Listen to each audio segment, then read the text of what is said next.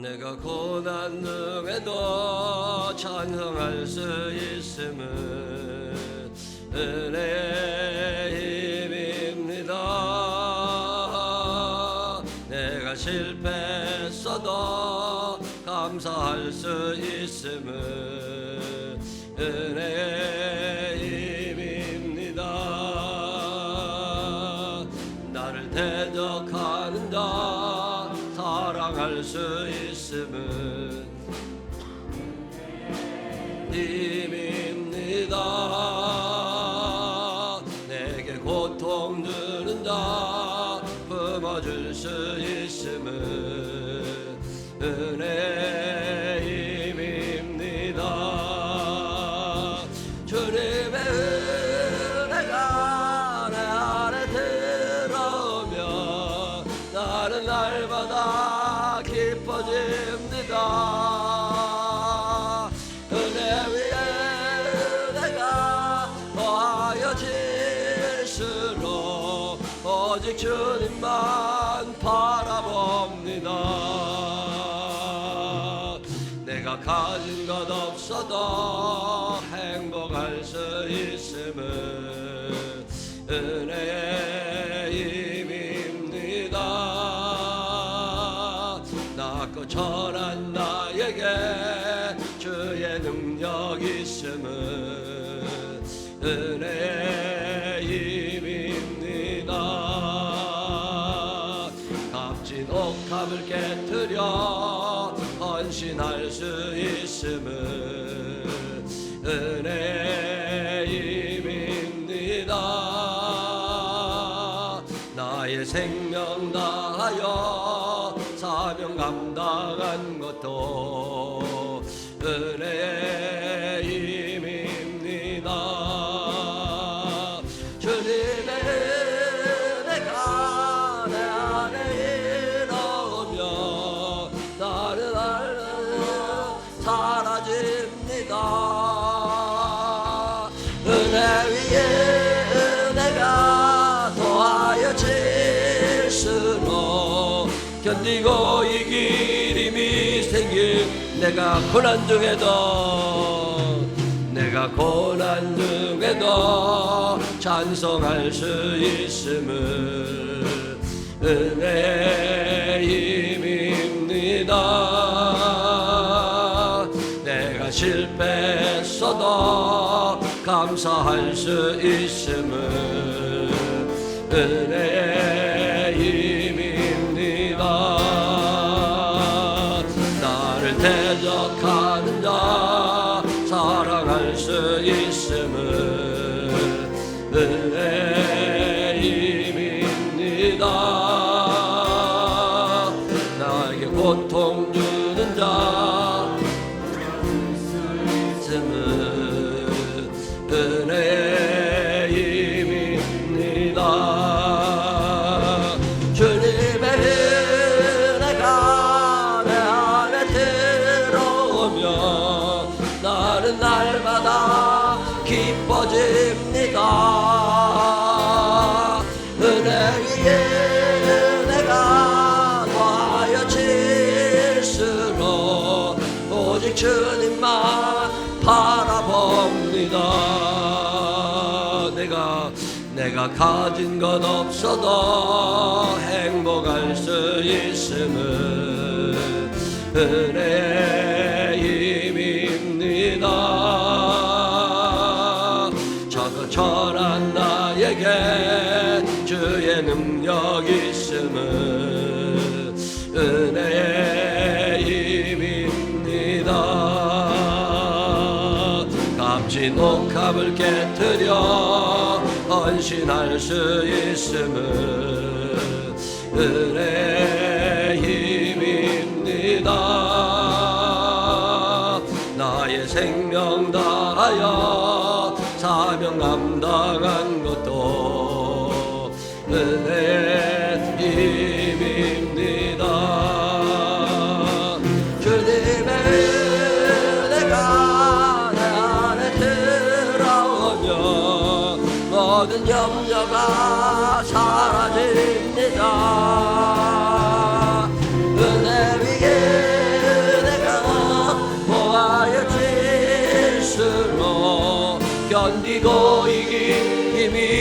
드립니다. 이 시간 다 같이 하나님께 기도하겠습니다. 한 주간 동안 살아오면서 하나님 앞에 부끄러운 것이 있으면 용서해 주시라고, 감사한 것이 있으면 감사하다고, 그리고 오늘 예배가 하나님께 온전히 드려지기를 기도하신 후에 우리 최순영 원사님 대표로 기도하십니다. 자그마한 소리라도 소리내어서 하나님께 기도 올리겠습니다. 사랑이 많으신 아버지 하나님 감사합니다. 오늘도 저희들을 사랑하셔서 주의 전을 찾게 하시고 주의 전에 나와 예배드리며 하나님을 생각하게 하시니 감사합니다. 세상에 살면서 직장에 가정에 생각할 일이 너무 많고 개인적인 일들이 많아서 예수를 생각하지 못하고 교회를 생각하지 못하고 하나님을 생각하지 못할 때가 얼마나 많았는지 모릅니다. 내가 하나님의 아들인데, 내가 하나님의 딸인데 하나님을 자꾸만 잊어버리고 있는 우리들, 오늘 이 시간 주님 앞에 나와 예수를 깊이 생각하게 하여 주시옵시고 하나님의 자녀됨을 확인하는 시간 되게 하여 주시며 예배 시간 안에 믿음이 자라게 하시고 믿음으로 말미암아 구원의 반열에, 믿음으로 말미암아 행복의 반열에 오르는 당신의 자녀들이 되게 하여 주시옵소서. 원근각저 동서남북에서 주의 전을 찾은 한 사람 한 사람을 기억하여 주시옵시고 생명나무 교회를 사랑하는 사람들이 더 많아지게 하여 주시고 헌신하는 사람들이 있게 하여 주시옵시고 오늘도 주의 전을 찾기 위하여 부지런히 움직이는 사람들, 가정에서 예배드리는 이들 일일이 기억하여 주시옵시고 하나님의 자녀됨을 확인시켜 주시옵시고 우리의 삶이 하나님 앞에 있음을 믿음으로 고백하며 사는 귀한 사람들 되게 하여 주시옵소서.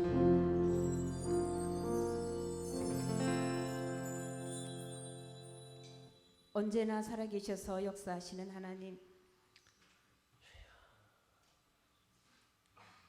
우한 코로나라는 전염병으로 인하여 모든 일상이 정지되고 예배조차 드리지 못하는 안타까운 날들 중에도 잠시 예배를 드릴 수 있도록 허락하여 주심에 감사드립니다. 아멘. 하나님을 경외하는 것이 우리가 살아가는 생존을 넘어 생명의 근원이건만 때로는 우리에게 닥쳐지는 여러 가지 막힘 때문에 나와 함께 계시는 주님을 바라보지 못할 때가 있습니다. 하지만 하나님께서는 믿는 자들을 택하시고 믿음의 지경을 넓혀 가시는 분이심을 믿습니다. 주님의 제자로서 하나님이 온전하게 기뻐하시는 십자가의 삶을 따라 살 수 있도록 붙들어 주셔서 세상 가운데 유일한 소망 되신 예수 그리스도를 주인으로 모시며 하나님이 함께하는 기쁨을 알게 하시기를 소망합니다. 아멘.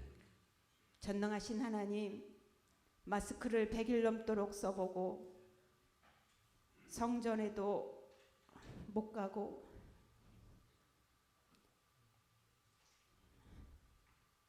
만나고 싶은 성도들을 보지 못하고 살아보니 하나님께서 우리에게 주신 일상들이 기적이었음을 배웠습니다.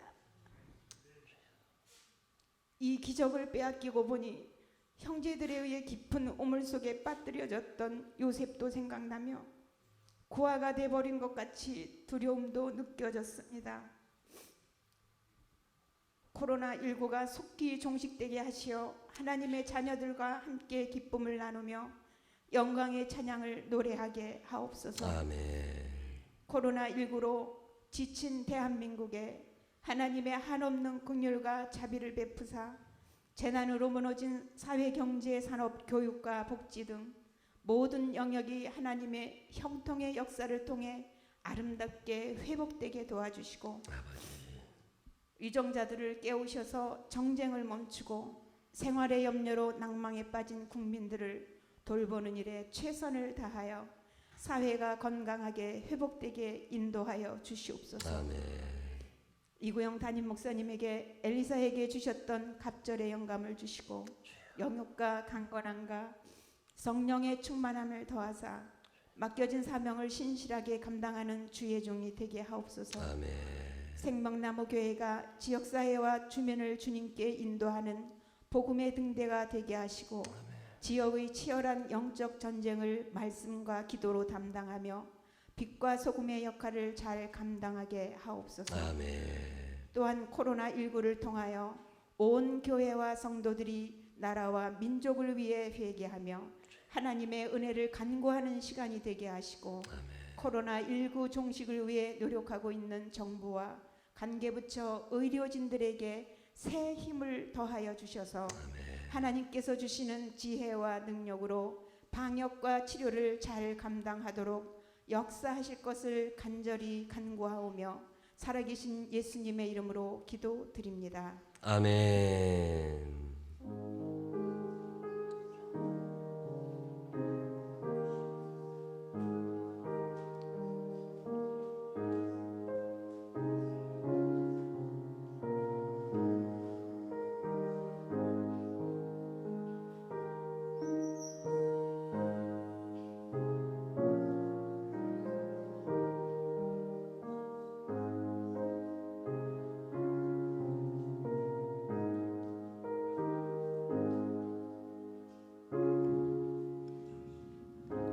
사도신경으로 신앙 고백하겠습니다.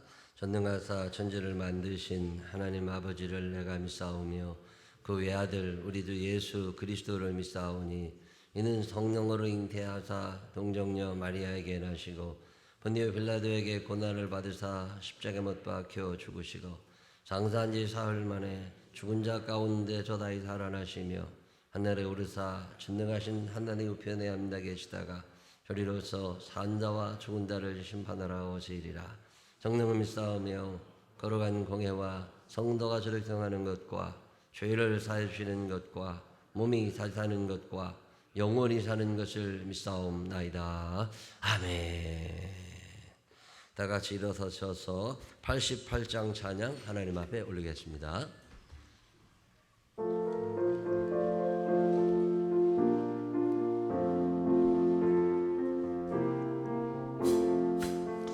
내 진정 사모하는 친구가 되시는 그들 예수님은 아름다워라. 산 밑에 백합하여 빛나는 새벽별 주님 영원할 길 아주 없도다. 내 맘이 아플 적에 그 위로 되시며 나 외로울 때 좋은 친구라. 주는 저 산 밑에 백합 빛나는 새벽별 이 땅 위에 비길 것이 없도다. 내 맘의 모든 염려 이 세상 거라도 주님 항상 같이 하여 주시고 지혜의 영을 당할 때에 악마에게 결을 적심을 외치사 나를 지키네. 온 세상 날 버렸고 주 예수 안 버려 끝까지 나를 돌아보시니. 주는 저 산 밑에 백합 빛나는 새벽별 이 땅 위에 비길 것이 없도다. 내 맘을 다하여서 주님을 따르면 길이 나를 사랑하리니. 물불이 두렵잖고 창남도가 없네. 주는 높은 산성 내 맘에 시라. 영원 먹이시는 그대로 일어나 주를 지니 뵙기 원하네. 들은 영산 밑에 백합 빛나는 새벽별 이 땅 위에 비길 것 내 맘을 다하여서 주님을 따르면 길이 나를 사랑하리니. 돌불이 두렵잖고 창문도 겁없네. 주는 높은 산성 내 방패시너. 내 영혼 먹이시는 그대로 일어나시니 뵙기 원하네. 백합 빛나는 새벽별 이 땅 위에 비길 것이 없도다.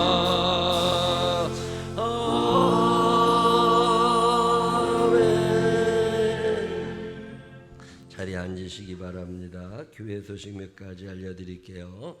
코로나19 일정이 계속 바뀌고 있어요. 그래서 개학은 27일 날 유치원도 개학은 하는데 한 3, 4일 전에 양천구에 있는 은혜감리교회라고 저도 그 교회를 한번 가본 적 있는 교회인데 그 교회 전도사님이 34살인데 어디 갔던 건 아닌데 어떻게 감염됐는지도 모르게 감염이 돼서 교회가 폐쇄가 됐어요. 그 교회가 꽤 큰 교회인데 그런 일들이 있다 보니까 교회가 좀 조심해야 되겠다 싶은 생각이 좀 나고, 이게 잘 하다가 한 번 욕먹으면 요즘에 회복이 어려운 시대가 됐기 때문에 이거 좀 눈치를 봐야 되겠다 싶은 생각이 납니다. 그래서 우리가 예배를 다음 주에 9시 예배, 11시 예배, 주일 예배는 꾸준히 드린다. 이제 다음 주부터. 그러니까 오늘 9시에 오신 분들 중에 다음 주에 11시에 오실 수 있는 분들은 11시에 오셔도 다음 주부터는 예배를 9시, 11시 두 번 예배를 드리는데, 식사는 다음 주만 하자. 교회에서 주방에도 준비를 하지 말고 김밥하고 컵라면 같은 걸 갖다 놓을 테니까 드시고, 그리고 다음 주 주일 오후 2시에 우리 이민상 장로님 은퇴 감사 예배를 너무 미룰 수가 없어서 다음 주 오후 2시 예배 드리려고 그러니까 그렇게 하시고, 다음 주 주일만 오후 예배를 드리니까 그렇게 기억을 해주시면 좋겠고요. 수요 예배도 지금 드리고는 있는데 식사는 하지 않고 있습니다. 앞으로 공동 식사는 조금 안 하는 게 좋겠다, 이런 의견들이 있어서 주일 식사도 6월 한 달 내내 또 안 할 거고, 주일 오후 예배도 6월 달에는 드리지 않고 9시 예배, 11시 예배 다음 주부터. 그다음에 지금도 새벽 기도는 매일 하고 있고요. 수요 예배도 드리고는 있지만 식사는 하지 않는다. 그리고 금요 제자반 성경 공부, 목요일 날 30대 성경 공부, 토요일 날 청년부 성경 공부는 지금 하는 것처럼 계속 이어져 간다. 그렇게 하시고, 전도하는 프로그램들은 조금 멈추고 7월 이후에 생각해 보는 걸로 하겠습니다. 그리고 속회를 언제 계약하느냐면, 속회는 아동부, 중고등부 아이들이 학교를 다 가야 속회가 되니까 그때쯤 돼서 형편 봐서 얘기를 할 때, 식사를 같이 하는 일은 해도 관계는 없다고 우리는 알지만 그래도 혹시나 문제가 됐을 때 뭐 얘기할 거리가 없어지기 때문에 그것은 조금 시간을 좀 두는 게 좋겠다. 그런 쪽으로 생각을 모았으니까 그렇게 하시고, 다음 주부터는 11시 예배 때도 좀 오세요. 제가 목사하면서 교인이 너무 많이 올까 봐 겁나기는 처음이야. 이게 9시 예배에 이 인원이 차면요, 이게 겁나는 일입니다. 띄엄띄엄 앉아야 되기 때문에. 그래서 다음 주부터는 9시 예배 오실 수 있는 분들은 9시에 오시고, 11시에 오실 수 있는 분들은 11시에 오시고, 그래서 똑같은 예배를 두 번 나눠 드리는 게 낫겠다는 판단이 들었어요. 지금 9시 예배가 좋으신 분들은 그냥 9시에 오시면 좋겠어요. 또 9시가 너무 사람이 없으면 11시에 몰려버리면 그것도 문제가 되니까 9시에 오실 수 있는 분들은 가능하면 9시에 오시고, 나는 9시에 올래니까 너무 힘들어 이러는 분들은 11시에 오시고, 그래서 예배가 다음 주부터 두 번 나눠 드리는 거니까 인원이 점점 늘어나니까 예배를 나눠야 될 것 같은 생각이 드는 거예요. 그렇게 하시고 다음 주부터 예배를 선택하셔서 오실 때 스태프들도 잘 나누셔가지고 혼란이 없도록 하셨으면 좋을 것 같습니다. 1차 특별 새벽 기도회도 6월 첫째 주부터 하려고 그랬었는데 이것을 하지 않고 7월 첫째 주, 6월 마지막 주입니다. 그때 특별 새벽 기도하고 7월 첫째 주가 맥주 감사 주일이거든요. 그렇게 지켜나갈 수 있도록 하겠습니다. 오늘 속장 기도회 10시 10분에 3층에 있으니까 참석하시기를 바라고요. 우리 유치원에 조리사님이 한 분, 안희숙 권사님이 계시고 부조리사님이 한 분 계신데, 부조리사님들은 하루에 6시간 정도 근무해요. 그리고 한 달에 한 시간당 보수를 조금 많이 드립니다. 부조리사님. 그래서 한 달에 한 4대 보험 다 들어주고 135만 원에서 140만 원 정도, 하루에 6시간 근무해요. 그렇게 하시는데 이제 5월 마지막 날로 그만두시게 됐대요. 그래서 누가 좀 대신 하실 분들을 찾는데, 이게 인터넷에 띄워가지고, 이게 제 생각은 나이가 좀 젊었으면 좋겠는 거예요. 이게 구르막 긁고서 교실마다 다 찾아다니거든요. 그래서 다 나눠주고 퍼주고 그러고 해야 되기 때문에 좀 힘이 있고 빠릿빠릿한 분이 좋겠다, 좀 깨끗하게 하실 수 있는 분이 좋겠다, 그런 생각이 들어서 40대 중에서 하실 수 있는 분이 하시다가 본인이 또 공부 좀 더 하시면 그 조리사 자격증도 따고 그러면 또 계속 해도 되니까 그런 분이었으면 좋겠다 싶어서 그렇게 광고를 좀 하려고 그랬더니 그게 요새 불법이 나네요. 사람을 모집할 때 나이 제한, 성별 제한을 하는 것 자체가 이제는 불법이래. 그래도 그냥 띄웠더니 60대가 지원을 하시는 거야. 그게 60대가 지원을 하게 되면 이게 또 골치 아픈 일 한두 가지가 아닙니다. 그래가지고 가능하면 우리 교인들 중에서라도 하루에 6시간씩 근무하시니까 그 정도 한번 오래 하실 수 있는 분이 하시면 좋을 것 같고, 이게 생업이 되면 조금 급여가 적으니까 이렇게 다른 남편이 있거나 아니면 뭐 투잡을 하셔야 되거나 그래서 하실 수 있는 분들 중에 좀 지원을 해주시면 참고를 좀 할 테니까. 이게 연령 제한을 안 하고 올려야 되니까 나이 드신 분들이 오고, 지역 제한을 안 하다 보니까 멀리 계신 분들이 오시다 보면 그것도 오다가 피곤하고 가다가 피곤하고 그래가지고 이 일이 제대로 안 될 것 같은데, 그것도 나는 하여튼 법이 그렇다니까 그런 걸 뭐 제한해서 올리면 또 안 된다네요. 그래서 기억하시고 혹시나 그럴 분 있으면 가능하면 40대, 30대, 20대도 괜찮아요. 20대 시작해서 조리사 자격증 따가지고 하면 그거 평생 먹고 사는데 아무 문제 없어요. 혹시나 관심 있으신 분들은 이번 주 중에 얘기를 좀 해주시면 좋겠습니다. 다른 교육 소식 또 있으신가요? 우리 325장 찬양하시면서 준비하신 예물 하나님께 드리도록 하겠습니다.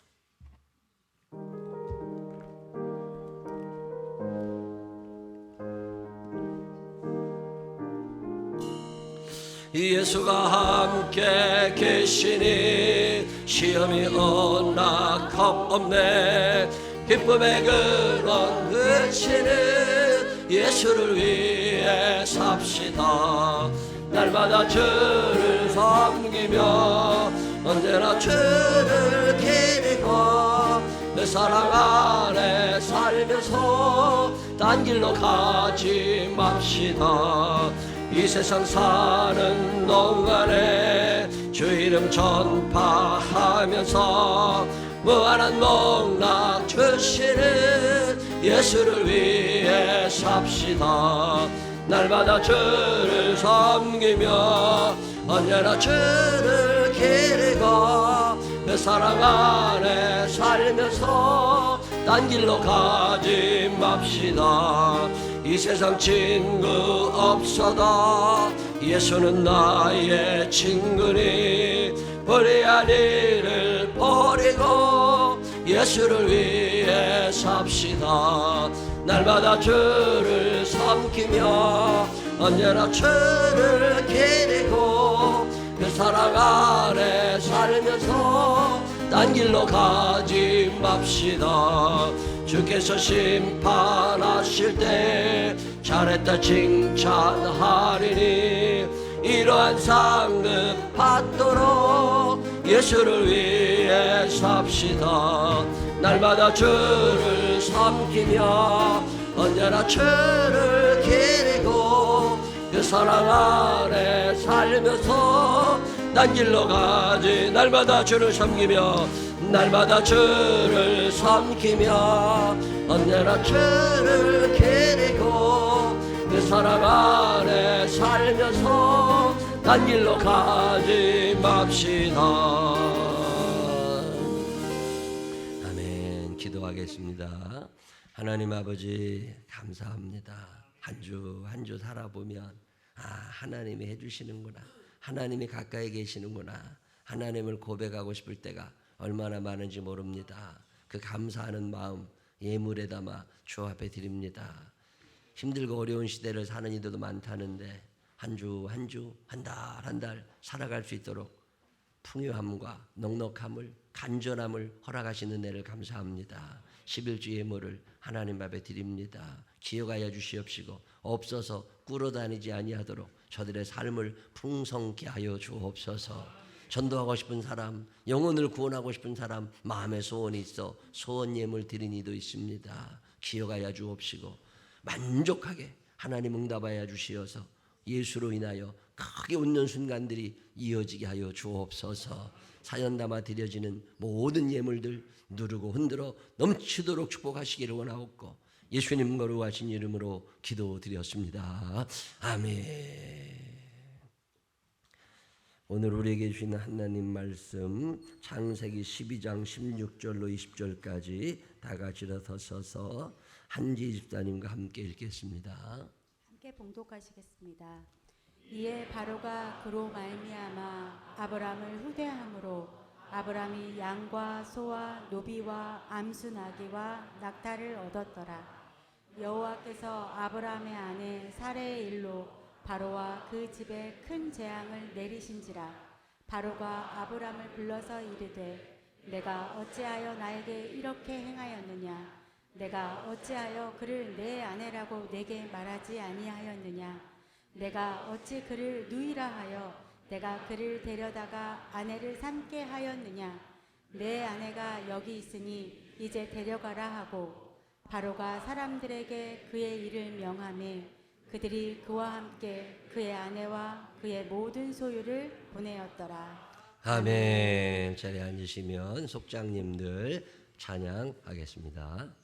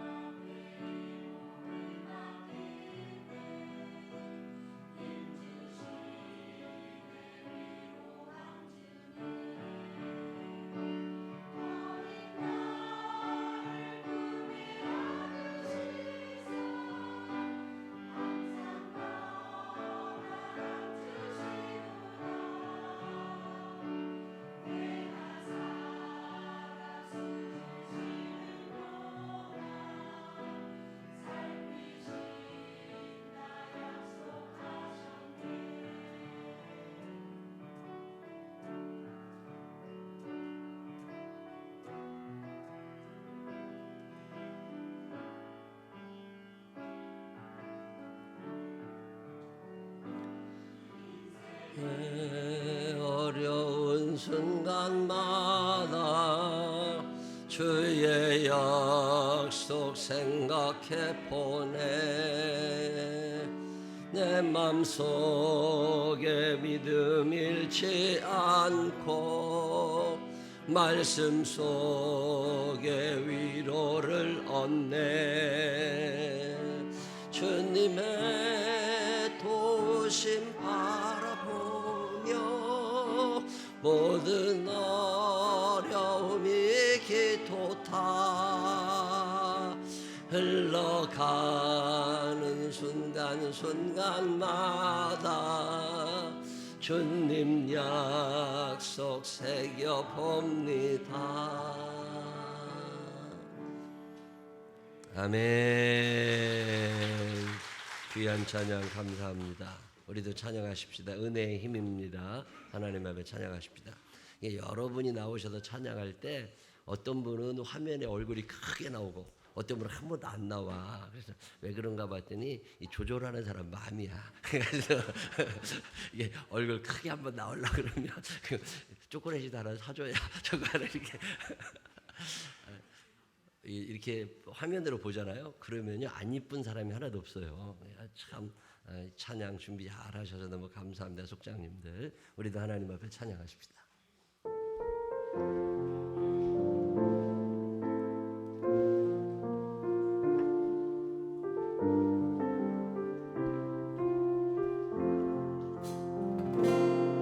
내가 고난 중에도 잘 완성할 수 은혜의 힘입니다. 은혜의 힘입니다. 내가 실패했어도 감사할 수 있음을 은혜의 힘입니다. 나를 대적하는 자 사랑할 수 있음을 은혜의 힘입니다. 내게 고통 주는 자 품어줄 수 있음을 은혜의 힘입니다. 주님의 은혜가 내 안에 들어오면 나는 날마다 기뻐집니다. 은혜가 더하여질수록 오직 주님만 바라봅니다. 내가 가진 건 없어도 행복할 수 있음을 은혜의 힘입니다. 낮고 천한 나에게 주의 능력 있음을 은혜의 힘입니다. 값진 옷값을 깨뜨려 헌신할 수 있음을 은혜의 힘입니다. 나의 생명 다하여 사명 감당한 또 은혜의 힘입니다. 주님의 은혜가 내 안에 들어오면 모든 염려가 사라집니다. 은혜 위에 은혜가 더하여질수록 견디고 이기 힘이 생깁니다. 아멘. 오늘도 하나님 앞에 있는 모든 분들에게 주의 은혜와 사랑이 넘치게 되시기를 주님의 이름으로 축원합니다. 성경을 읽다 보면 예수님께서 병 고치신 이야기가 자주 나옵니다. 그래서 기적을 행하시는 예수님 뭐 그런 얘기들을 많이 하는데 성경을 자세히 읽어보면 꼭 그런 것도 아닌 것 같다는 생각이 들 때가 있어요. 마태복음 9장에 보면 기적 이야기가 계속 이어지는데 그 중에 하나가 뭐냐면 12해를 혈루증으로 앓던 여인을 고치신 이야기예요. 마가복음에도 나오는 이야기죠. 12년 동안 혈루병이라고 하는 병을 앓고 있었던 여자가 있었다잖아요. 결혼을 했는지 안 했는지는 모르겠어요. 그 당시에 문둥병과 혈루병은 부정한 병으로 취급이 되어서 여러 사람 앞에 나오지 못하고 숨어 있어야 되는 병, 그러고 살다가 죽은 그런 병인데 이 12해를 혈루증 앓던 여인이 어디서 들었는지 예수님에 대한 이야기를 들은 거예요.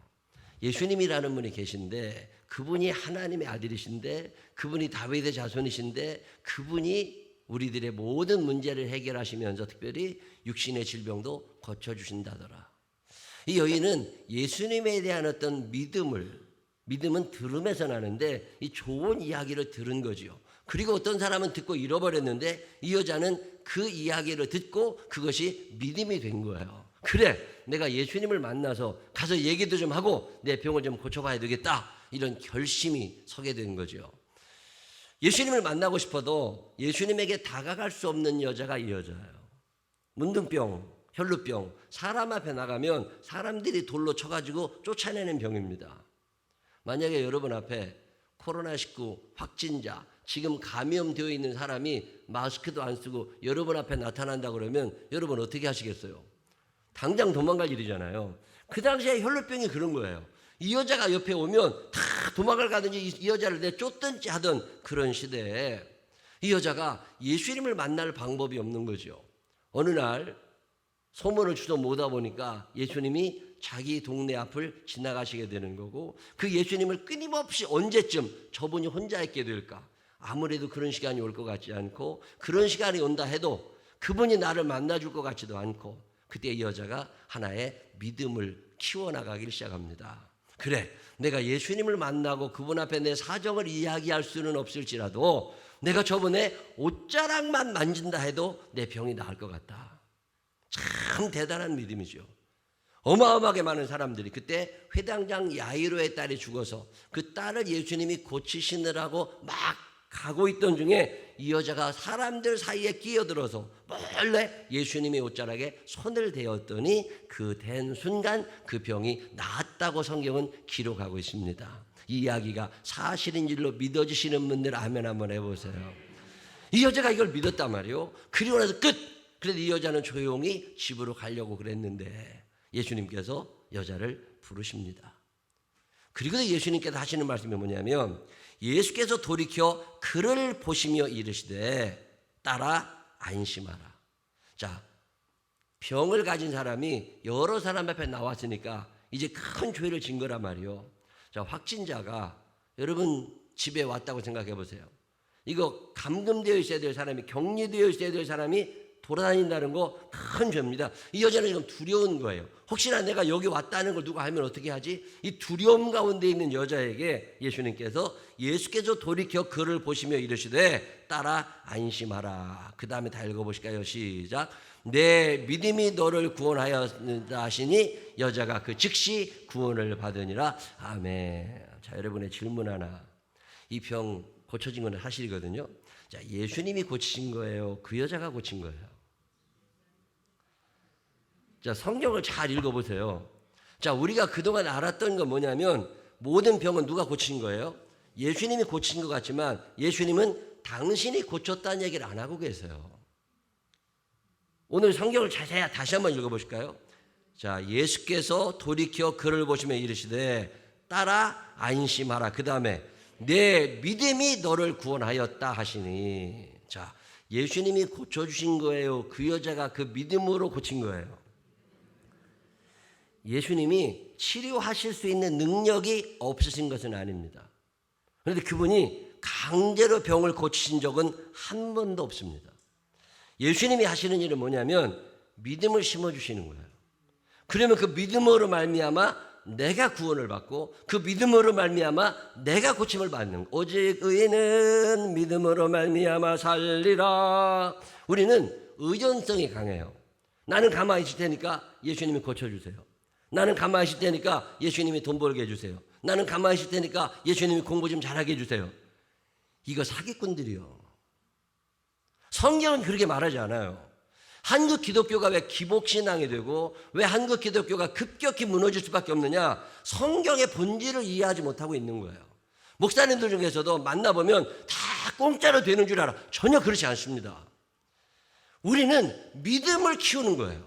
그러면 그 믿음으로 말미암아 주께서 나를 불쌍히 여기시고 나를 고쳐주시기는 하는데 중요한 건 내 믿음이 있어야 된다는 거예요. 비슷한 이야기가 그 다음에 이어지는 두 맹인의 이야기입니다. 두 명의 맹인이 예수님에게 찾아와서 고쳐달라고 그럽니다.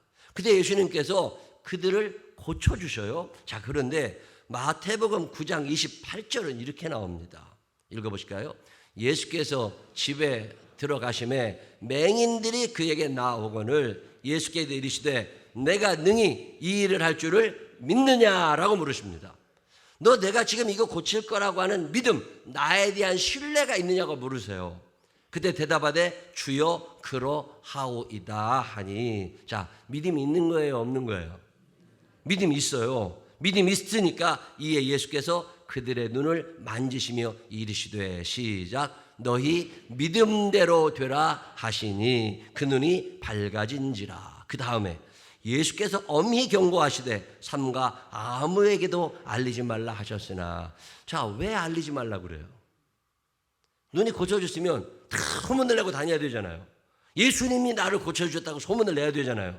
근데 왜 알리지 말라 그러시죠? 이런 성경을 읽다 보면 궁금하지 않으세요? 난 참 궁금해. 아니, 알려야 되잖아. 그래야 유명해지기도 하고 돈도 벌 수 있고 참 많은 사람도 고칠 수 있는데 왜 알리지 말라고 그랬을까요? 왜 그래요? 무엇도 없으면서 믿음도 없으면서 누구한테 찾아와서 예수님한테 찾아와서 고쳐달라고 그러면 고쳐져요, 안 고쳐져요? 그러면 그 사람들이 예수님한테 뭐라고 그러겠어요? 사기꾼 아니냐고. 사실은 누구 때문에 안 고쳐진 거예요? 나 때문에 안 고쳐졌어. 내가 뭐가 없어서. 믿음이 있으면 왜 안 고쳐지겠어요? 예수님은 우리들을 강제로 고쳐주시는 분이 아니라 우리의 믿음을 요구하시는 분이에요. 내가 믿음이 있으면 그 믿음으로 말미암아 내가 구원을 받는 거고, 내가 믿음이 없으면 예수님이 강제로 구원시켜주지 않으신다는 거예요. 중요한 건 내 안에 있는 믿음이라는 거예요. 병이 고쳐져서 믿는 것이 아니라 믿음이 생겨서 그 병을 스스로 고치라고 주님은 말씀하고 계십니다.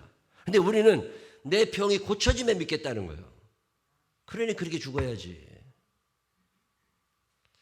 우리가 예수를 믿을 때 이 순서가 뒤바뀔 때가 너무 많이 있습니다.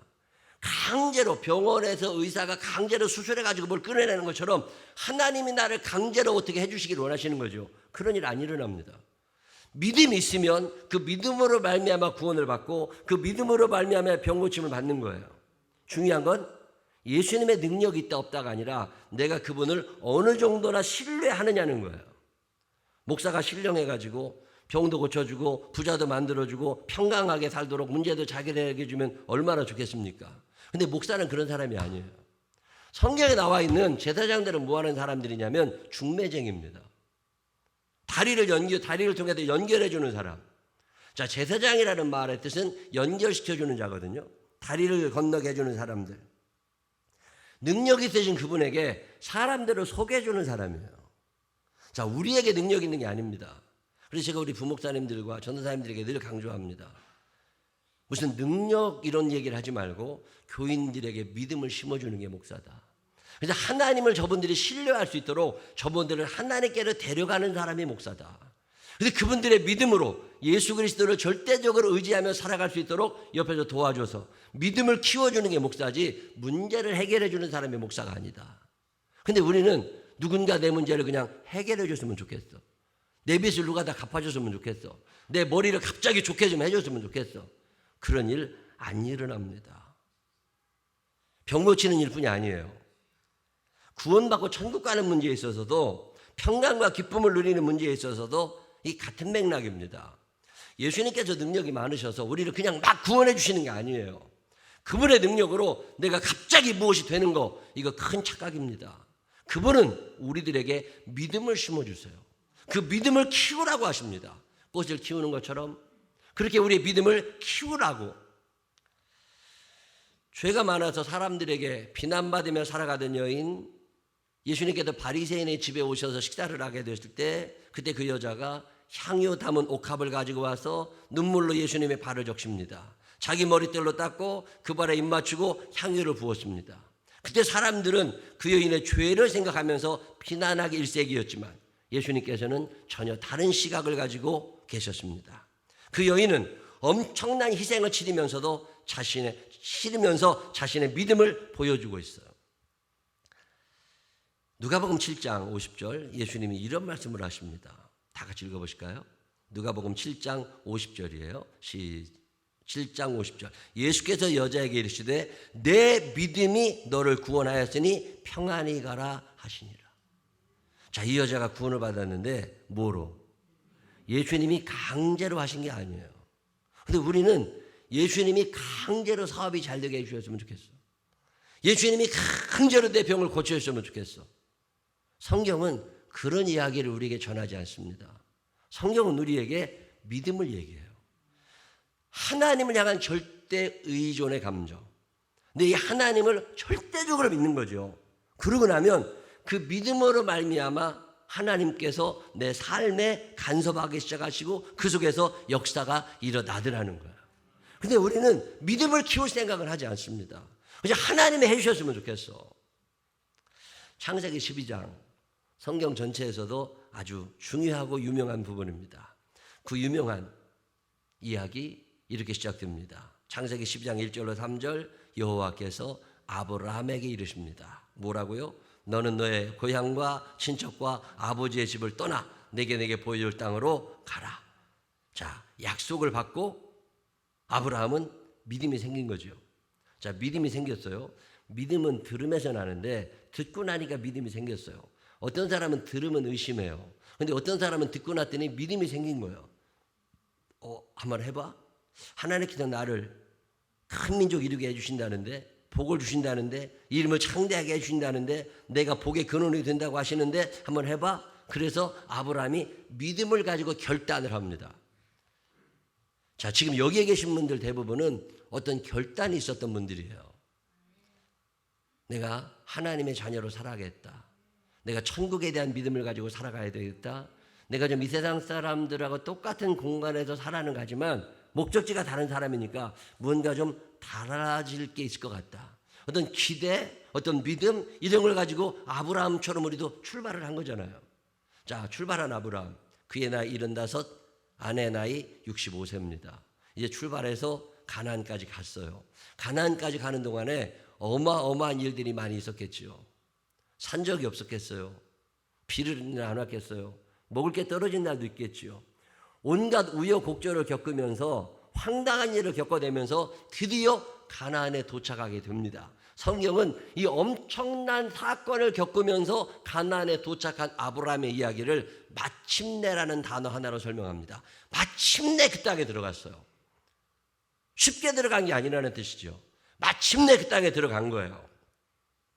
자, 이 출발하는 과정과 도착하는 과정, 하나님의 입장에서 보면 이 아브라함이라는 사람이 믿음이 있을까 없을까? 이거를 시험해보는 기간일 수도 있지만 반대로 아브라함 입장에서도 내가 하나님 믿고 출발했는데 하나님이 나와 함께 하시나? 하나님이 그런 힘이 있나? 아브라함 입장에서도 하나님을 시험하고 있다는 생각 안 드세요? 자, 우리가 처음에 교회를 나오잖아요. 그러면 하나님을 믿고 나온다고는 하지만 내 입장에서 하나님이 내게 진짜 이런 걸 해주실 수 있나? 이런 어떤 기대 그리고 어떤 호기심, 어떤 시험이 있는 거죠. 하나님도 나를 시험하실 수 있지만 나도 하나님에 대한 신뢰를 키워나가고 싶은 거예요. 아브라함이 가나안에 도착을 했어요. 그리고 그곳에서 뭔가 열심히 일을 하며 잘 살고 싶었는데 상황이 그렇게 되지를 않았습니다. 믿음이 아직 완성되지 않은 아브라함, 믿음이 연약한 아브라함이 시험이 들었어요. 자, 여러분 이런 적 없으세요? 말씀대로 살려고 애를 썼다고 결단도 했고 결심도 했고 기도도 했고 예배도 드려받고 다 해봤어. 근데 삶이 꼬여 있는 거예요. 풀려나가지 않는 거지. 답답함이 몰려오면서 믿음의 회의가 오기 시작합니다. 이거 아닌 거 아니야? 내가 하나님한테 속았나? 그 의심이 끊임없이 일어나고 있는 아브라함. 실망과 한숨이 점점 더해져 갑니다. 계속 믿어야 될까? 아니면 이러다 다 망하면 어떻게 하지? 자, 여러분 같으면 어떻게 하시겠어요? 자, 아브라함이 하나님을 믿고 본토 친척 아비집을 떠나왔는데 흉년이 들은 거예요. 전쟁이 일어나도 흉년이 될 수 있죠. 비가 안 와서 기근이 심해질 수도 있죠. 전염병이 돌아왔을 수도 있죠. 어떤 상황이 계속 이어지면서 기근이 점점 심해지면서 가지고 왔던 돈도 다 까먹게 된 거예요. 나이는 들어가지요. 돈은 떨어져 가지요. 자본금은 점점 없어져 갔지요. 이제 사람도 점점 흩어져 가지요. 이제 내가 어떻게 살아가야 될지 난감해지게 된 거죠. 자, 그때 여러분 같으면 어떻게 하시겠어요? 참 묘한 일은 그때 아브라함은 기도할 생각이 안 납니다. 왜 기도할 생각이 안 나요? 이미 충분히 속은 것 같아. 이제 하나님 앞에 충분히 당한 것 같아. 예배드릴 생각이 안 납니다. 이제 살고 싶은 거예요. 어떻게 하면 살 수 있을까? 머리가 돌아가기 시작합니다. 상황 판단을 딱 해보니까 여기서 계속 살았다가는 더 망할 것 같아. 그래가지고 선택한 게 애굽이에요. 그 당시 애굽은 번성했던 것이고 그 당시 애굽은 그나마도 잘 나가던 도시입니다. 그래, 애굽으로 가자. 그래가지고 믿음이 식어져 가고 있는 아브라함은 애굽 행을 결정하고 그의 아내 사라와 함께 이제 몇 안 남은 식구들과 그리고 조금 남은 돈을 가지고 애굽을 향하여 떠나갑니다.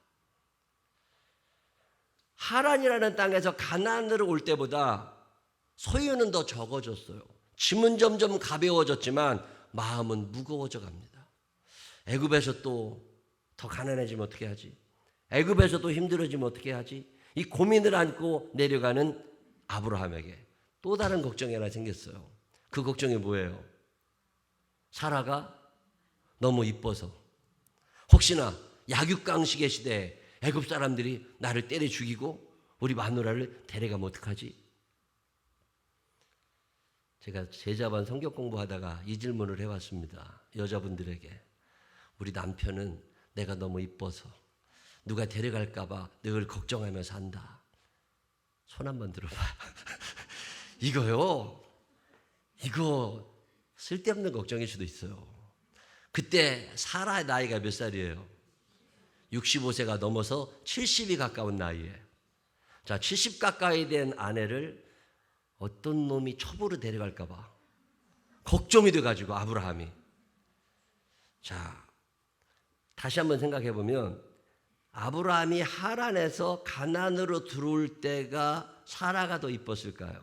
아니면 가나안에서 산전수전 다 겪은 다음에 힘들어진 사라가 지금 애굽으로 내려가는데 지금이 더 이쁠까요? 몇 년 전이 더 이쁠까요? 나는 세월이 지날수록 이뻐지는 것 같아. 그런 분 있으세요? 그런 사람들에게 뭐라고 그래야 돼요? 자, 지금 아브라함이 걱정을 하고 있는 거예요. 무슨 걱정을? 사라가 너무 이뻐서 사라를 데려가기 위해서 자기를 죽일 것 같은 걱정을. 자, 이 이야기가 사실일까요? 거짓일까요? 자, 지금 아브라함이 사라에게 이야기하는 거예요. 자, 아브라함의 진심이 사라가 너무 이뻐서 나이가 들수록 70 먹은 할머니가 너무 이뻐가지고 30대 40대들이 뺏어갈 것 같아. 그런 걱정이 아브라함에게 든 걸까? 아니면 어차피 사라를 팔아야 돼. 아브라함은 결심을 했어. 그래서 뻥을 치고 있는 걸까? 이거 심각한 얘기입니다. 자, 근데 더 놀라운 사실은, 자, 창세기 12장 11절, 그가 애굽에 가까이 이르렀을 때, 가나안에서 애굽까지는 한참이거든요. 그의 아내 사라에게 말하되 내가 알기에 그대는 아리따운 여인이라. 여자들은요, 이쁘다면 일단 속는답니다. 그래서 남자들이 이 말을 쓴대요. 애굽 사람이 그대를 볼 때 이르기를 이는 그의 아내라 하여 나는 죽이고 그대는 살리리니 원하건대 그대는 나의 누이라 하라. 그러면 내가 그대로 말미암아 안전하고 내 목숨이 그대로 말미암아 보존되리라 하니라. 자, 그러면 아브라함은 살겠지만 사라는 어떻게 되는 거예요? 사라는 어떻게 되는 거예요? 팔려가는 거잖아요. 자, 아브라함이 지금 사라 걱정을 하는 거예요? 자기 걱정을 하는 거예요? 자, 여자분들에게 물어요. 자기 남편이 자기 걱정을 해요? 아내 걱정을 해요? 남편들이 내 걱정을 하고 자식 걱정을 할 것이라고 아직도 생각하시면 철이 들든 거예요. 자기중심성을 연구하는 사람들의 그 심리학자들의 얘기를 따르면 아이들의 자기중심성이 엄청 큽니다. 다 내 거. 남자들이 죽을 때까지 이걸 놓지 않는데요.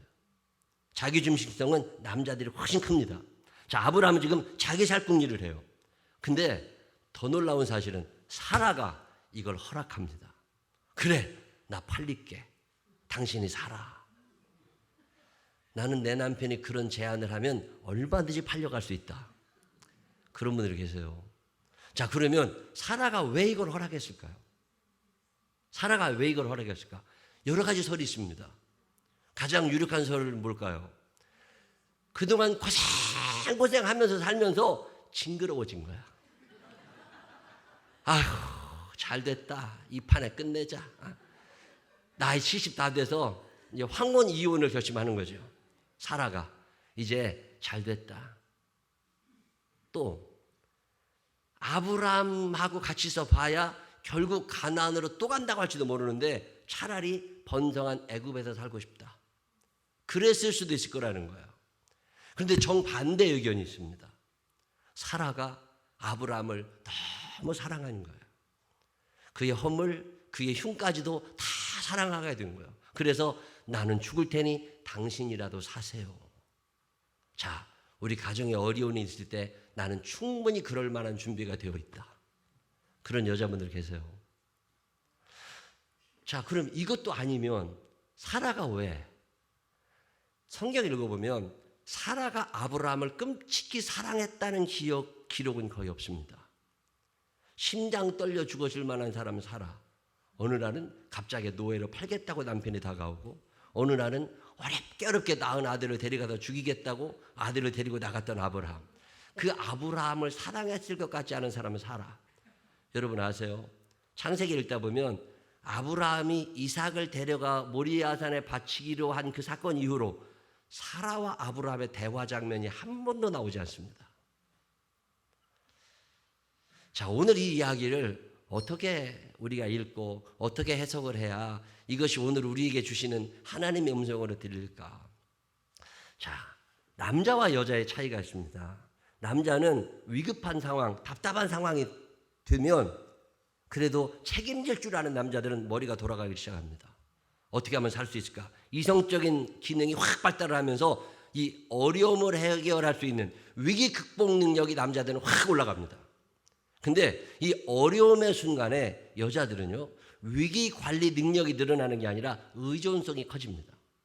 내가 누구를 붙잡으면 이 문제를 해결할 수 있을까? 자동차 사고가 나잖아요. 그러면 남자들은 어디에 전화를 해요? 보험회사에 전화합니다. 여자들은 어디에 전화해요? 남편에게 전화해. 아니, 지가 보험회사에 전화하면 되지 왜 남편을 왜 귀찮게 해? 자, 그때 여자들은 상황을 해결하려고 하지 않고 누구한테 이걸 떠넘길까를 먼저 생각합니다. 자, 지금 사라는 어려운 상황에 도착한 거예요. 하란에서 가나안으로 오는 것도 힘들었고 가나안에서 애굽까지 내려가서는 앞으로 더 자신이 없는 거예요. 거기다가 가나안에서도 어려웠는데 애굽에서 더 어렵게 생긴 거죠. 자, 이때 누구를 의지해야 될까요? 그때 사라가 하나님을 생각하는 거예요. 그 환난의 때, 그 힘듦의 때 아브라함은 이성이 발달하고 있지만 사라는 하나님에 향한 믿음이 키워져 가고 있는 거죠. 내 남편을 의지했던 그 하나님, 본토 친척 아버지를 떠나 내가 내게 지지할 땅으로 가면 그곳에도 함께 하시마 약속하셨던 그 하나님을 떠올리고 있습니다. 그러면서 어떤 믿음을 가지게 되는 거죠. 그래, 어차피 저 인간은 믿을 것이 못 됐어. 처음부터 지금까지 믿을 것이 못 돼. 이제 내가 믿을 수 있는 분은 하나님 한 분밖에는 없어. 그는 하나님을 향한 믿음을 키워나가기 시작합니다. 비록 가난하게 되고 거지가 되어서 애굽으로 내려가지만 하란에서 여기까지 인도하신 하나님이 그곳에서도 나를 인도하실 거다. 내 너를 떠나지도 않으리라. 내 너를 버리지도 않으리라. 약속하셨던 주님, 그 약속을 지키사 이후로 더 영원토록 나를 지키시리라 확신하네. 어려운 상황에 사라라는 여자는 믿음을 키워나가기 시작하는 거예요. 자, 지금 이 상황에서 우리가 살 수 있는 길이 뭐냐? 이대로는 다 죽으니까 차라리 아브라함이라도 살리자 일 수도 있지만 내가 선택하지 않은 이 모든 길, 하나님께서 인도해 가시는 이 거대한 내 인생에 어떤 하나님의 뜻이 있지 않을까? 만약에 그렇게밖에 할 수 없는 거라면 여기에는 하나님의 뜻이 있을 거다. 그리고 사라는 무조건 순종하기 시작합니다. 자, 70 먹은 할머니를 누가 데려갈까? 라고 하는 기대가 있었을 수도 있지만 사라는 그냥 하나님을 무조건 믿어보고 싶은 거예요. 하나님, 내가 할 수 있는 일이 아닙니다. 내가 이겨낼 수 있는 상대들이 아닙니다. 내가 결정할 수 있는 것이 아닙니다. 상황은 이렇게 흘러가는데 하나님, 나 하나님 의지하며 한번 결정을 해볼 거니까 하나님이 나 인생을 책임져 주십시오. 그리고 팔려갔습니다. 참 묘한 일은 팔려간 사라, 그의 나이가 70이 가까울 텐데 그 당시 애굽 왕 바로가 자기보다 나이가 많음직한 그 할머니를 첩으로 데려가고 싶을 만큼 눈이 이상해졌다는 거야. 여러분 이해가 되세요? 애굽 왕 바로가 왜 눈이 그 70다 된 할머니가 그렇게 이뻐 보여서 자기 부인도 있고 처첩이 있음에도 불구하고 또 그 여자를 데려가려고 그랬을까? 거기다가 그 여자의 가격을 어마어마하게 쳐줍니다. 요즘으로 표현하면 양 한 마리와 바꿀 수 있는데 성경 읽어보면 양과 소와 노비와 암수, 나귀와 낙타를 보냅니다. 그 당시에 낙타는 부유층의 상징이에요. 암나귀는 많지만 순나귀는 쉽지 않아요. 근데 순나귀와 낙타까지 주면서 사라를 데려갑니다. 자, 이 과정에 어떤 보이지 않는 손이 임하고 있음을 여러분 느끼지 않으세요? 사라의 결정, 내가 믿음으로 하나님 만번을 신뢰하며 한번 살아볼 거라고. 결심하는 그 순간 하나님이 하늘을 열기 시작하시는 거예요. 사라를 보게 하시고, 그리고 그에게 엄청난 재물을 주시고, 그리고 난 다음에 애굽 왕 바로와 애굽 사람들이 사라를 건드리지 못하도록 애굽 왕 바로를 하나님이 겁박하십니다. 그리고 털끝 하나도 사가지 않도록 사라를 지켜주십니다. 자, 이 모든 과정에 하나님의 손길이 임하고 있다는 게 느껴지지 않으세요? 자, 지금 살아간 일은 원래 믿음이 있었던 사람이 아니에요. 그렇지만 아브라함은 점점 믿음이 없어져가는 그 순간에 사라는 믿음을 지금 키워나가고 있는 거예요. 믿음이 점점 커져가는 사라를 보시면서 하나님은 그 어려운 상황을 이겨내고 싶어하는 사라를 위하여 아브라함에게 또 다른 선물들을 허락해 주시고, 결국 창세기 12장 20절, 바로가 사람들에게 그의 일을 명하매 그 여자 건드리지 말고 그의 재산 빼앗지 마. 그들이 그와 함께 그의 아내와 그의 모든 소유를 보내었더라. 도망 나온 게 아니에요. 내가 너 다 줄 테니까 이제 그만 떠나가. 내가 보니까 너는 우리가 믿지 않는 어떤 엄청난 신과 함께하는 사람이야. 그러니 내가 너를 건드릴 수 없고, 너 그러니 이 많은 재산을 가지고 돌아가줘. 이 과정에 1등 공신이 있다면 살아요. 어려운 시대에 아브라함은 믿음을 잃어가고 있습니다. 근데 그 어려운 시대에 사라는 믿음을 키워내고 있는 거예요. 12회를 혈중 같은 여인이 그 힘든 삶을 살면서 믿음이 커진 것처럼 사라라는 여인은 믿음을 키워가고 있습니다. 자, 2020년 이 어려운 시대를 여러분 어떻게 살아가고 계세요? 이 시대는 내 믿음을 키우기에 너무 좋은 시대예요. 이 어려운 시대일수록 믿음을 키워서 하나님 앞에 나를 바로 세우는 믿음의 기회를 삼으시기를 주의 이름으로 축원합니다. 어떠한 상황에도 널 놓지 않으리. 내게 해가 되지 않도록 지켜주리라. 나는 능하고 힘있는 예수라. 내가 너의 보호자, 내가 너의 길 인도하리라. 나의 사랑하는 나의 자녀야, 나 예수를 생각하라. 이 어려운 시대에 사랑하는 나의 자녀야, 나 예수를 생각하라. 십자가 달리신 예수를 생각하고 성경 속에 나와 있는 그 하나님의 이야기들을 생각해내고, 그러면서 이 시대에 믿음을 키워나가는 거죠. 나의 사랑하는 나의 아들아, 나 예수를 생각하라. 나 예수로 인하여 기뻐하라. 기뻐하라. 다른 것 위해서 기뻐하지 말고, 지금 상황은 이렇지만 예수 그리스도를 생각하면서 지금까지 인도하신 하나님의 은혜를 생각하고, 앞으로 나와 함께 하실 하나님을 생각하고, 그 어려운 속에서 믿음 잃어버리고 방황하는 아브라함을 위하여 기도하며 자기 몸을 희생해서라도 그 가문을 살려내고 싶었던 그 사라와 함께 하셨던 그 하나님을 생각하라는 거잖아요. 그리고 한번 일어나 보라고. 사라의 이야기를 읽을 때마다 참 마음에 감동이 됩니다. 사람들은 힘들수록 믿음을 잃어버려요. 근데 사라는 밟힐수록 믿음이 커져간 거예요. 이성의 능력은 자라지 않았지만 하나님을 향한 절대 의존의 감정은 늘어나고 있는 거죠. 그 사라를 통해서 하나님은 아브라함 가문을 새로 일으켜 가기를 시작하십니다. 오늘 창세기 12장을 읽으면서 힘든 시대를 살아가는 지혜 하나를 생각하게 됩니다. 이 힘든 시대, 경제적으로 어렵다, 상황이 안 좋다, 언제 무슨 병이 걸릴지 모른다, 이럴 때일수록 믿음을 키워나가는 여러분 되시기를 주의 이름으로 축원합니다. 하나님은 우리들에게 믿음을 키우기를 원하십니다. 그래서 내가 믿음이 커지면 그 큰 믿음의 분량만큼 우리를 축복하시고 인도하실 줄로 믿으시기를 바랍니다. 12회를 혈중을 앓던 여인도, 그 맹인들도, 옥합을 깨뜨린 여인도 다 구원받고 행복해졌는데 예수님이 강제로 하신 게 아니에요.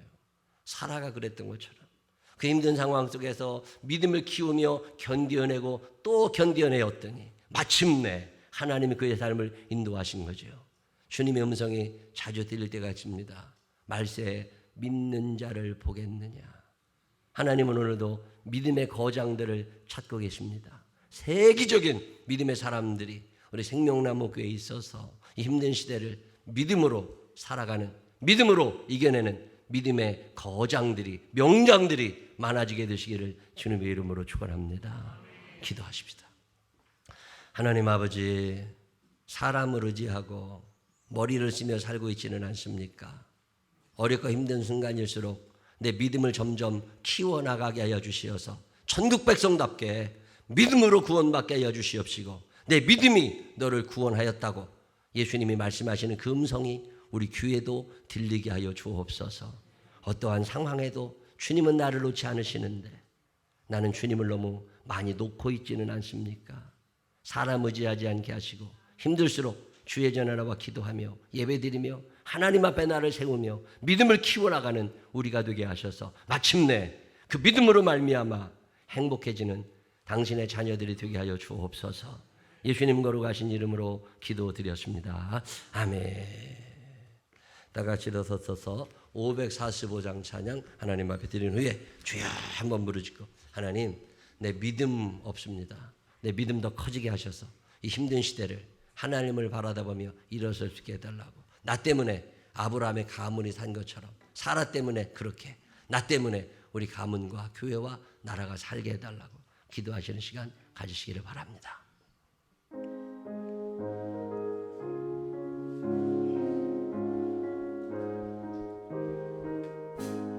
이 눈에 아무든 간이 메어도 믿음만은 가득 선을 열으며 이 귀에 아무 소리 안이 들려도 하나님의 약속 위에서 걸어가세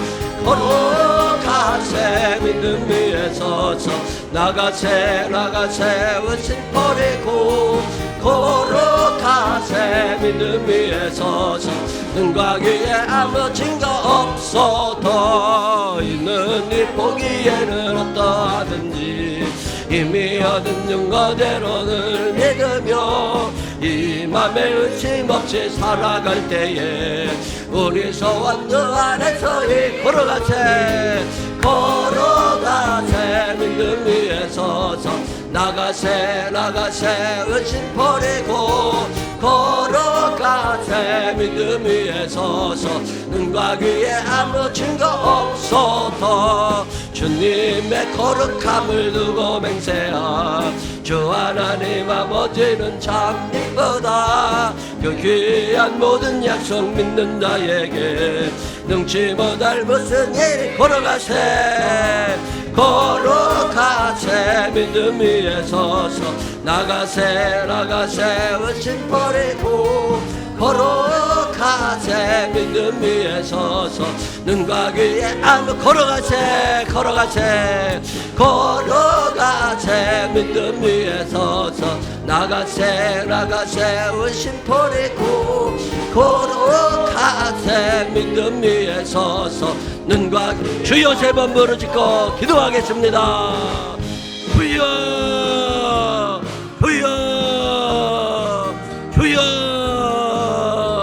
사랑이 많으신 아버지 하나님, 어렵고 힘든 시대를 살아갑니다. 전염병 때문에 문 밖에 나가기도 힘든 시대를 살아갑니다. 하나님, 일을 하면서도 불안한 사람들이 많이 있습니다. 경제적인 어려움에 봉착한 사람들도 있습니다. 육신의 연약함이 있고 마음에 근심이 쌓여가는 사람들도 있습니다.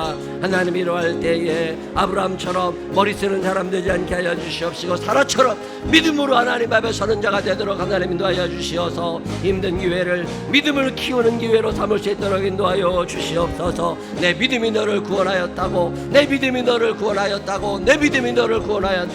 하나님 칭찬을 받는 그 칭찬을 듣기를 원합니다.